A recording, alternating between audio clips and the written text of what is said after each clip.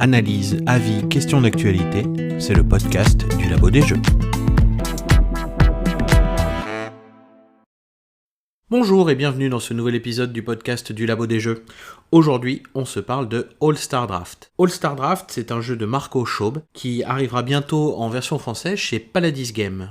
On pourra d'ailleurs le découvrir lors du Festival des Jeux de Cannes en février 2025. L'idée derrière le jeu, pour moi, c'est comment montrer la mécanique du draft en ayant un thème fort, mais en gardant une forme de simplicité également. Ici, le jeu vous met à la tête d'une équipe de hockey sur glace, c'est vous le coach, et à vous de recruter les meilleurs joueurs. Alors pour les joueurs, c'est pas du classique, on est sur des requins, des caribous, des castors, des canards, j'en passe et des meilleurs. Tous ces joueurs ont 3 attributs que sont un numéro, une race animale, et une capacité pour certains. Avec tout ça, vous allez en avoir 6 dans votre main de départ, vous allez en choisir un, passer le reste au voisin, la mécanique du draft. Je prends une carte, je donne le reste au voisin, mon voisin de l'autre côté me passe les 5 cartes qui restent, j'en choisis une et on continue à faire tourner comme ça, jusqu'à ce qu'il n'en reste plus qu'une, qu'on prend également. Suite à ça, on a une phase de compétition, les équipes vont se rencontrer dans un stade, on va les classer les unes par rapport aux autres en fonction des différents attributs, et le stade récompensera des fois la meilleure équipe, des fois la moins bonne, des fois une équipe plutôt au milieu, avec une courbe de progression sinusoïdale, on va dire, pour les points. Ces points, c'est tout simplement des fans, et votre but, c'est d'en avoir un maximum. On va recommencer cette phase de draft et de compétition une deuxième fois, puis une troisième fois. À ce moment-là, à la fin de la troisième compétition, vous avez 3 équipes de hockey et des remplaçants. C'est là que commencent les playoffs, et donc dans cette partie-là, ça joue un peu différemment. Vous allez commencer par récupérer les joueurs qui composent vos 3 équipes, plus votre banc de remplaçants, et avec tout ce petit monde, vous allez faire une équipe qui doit tout simplement ne pas être la plus mauvaise. L'équipe la plus nulle est éliminée des playoffs, elle gagne un peu moins de fans que les autres, puis on recommence un nouveau tour. Encore une fois, il ne faut pas être dernier, et pour cela, vous allez changer entre 2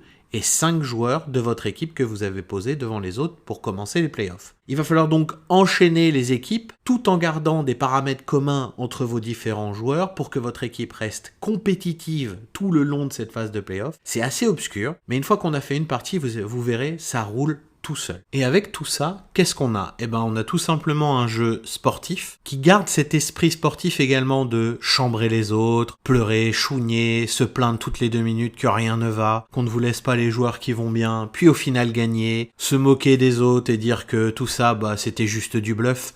Bref, ça met une grosse ambiance autour de la table où le mot-clé c'est mauvaise foi, mais rigolade également. C'est tout ce que j'aime dans un jeu comme ça, et ça marche divinement bien dans All-Star Draft. En fait, le jeu, il fonctionne tout simplement sur cette mécanique de draft. Ils ont rajouté un thème qui marche, ils ont rajouté cette phase de compétition, histoire qu'il se passe quelque chose en plus de notre draft.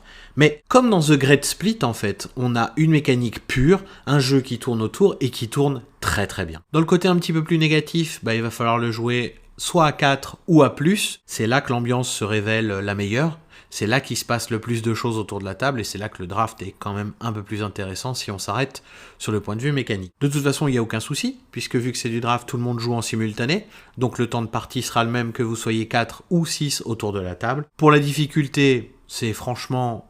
Allez, du familial plus, initié moins. Il n'y a pas de grande difficulté. Une fois que vous avez compris ce principe des 3 paramètres et que vous voyez comment fonctionnent les différents stades, ça roulera. Il vous faudra 1 ou 2 parties pour maîtriser cette phase de playoff, pour l'anticiper, pour la calculer en avance et ainsi de suite, pour faire de meilleurs choix, on va dire. Mais pas de grosses difficultés sur ce jeu-là. Et de toute façon, le fun qu'il apporte comble tous les soucis qu'il pourrait avoir sur les premières parties où vous pourriez vous dire « j'ai pas tout compris ». Donc voilà, on a fait à peu près le tour de ce All-Star Draft. Si vous allez au Festival de Cannes, essayez de vous mettre un pit stop sur le stand de Palladies Games, parce que c'est vraiment un jeu à essayer. Je pense qu'il y aura une grosse ambiance chez eux. Et puis après, vu qu'il va sortir un peu partout, ce sera l'occasion de l'essayer, pour une fois qu'on a un jeu disponible assez facilement, alors qu'avant, il était quasi introuvable. Voilà, c'est tout pour moi, je vous souhaite une bonne journée, et à bientôt pour un nouvel épisode du podcast du Labo des Jeux. Vous pouvez également nous soutenir grâce à notre Ko-fi, dont on vous met le lien en description. Merci.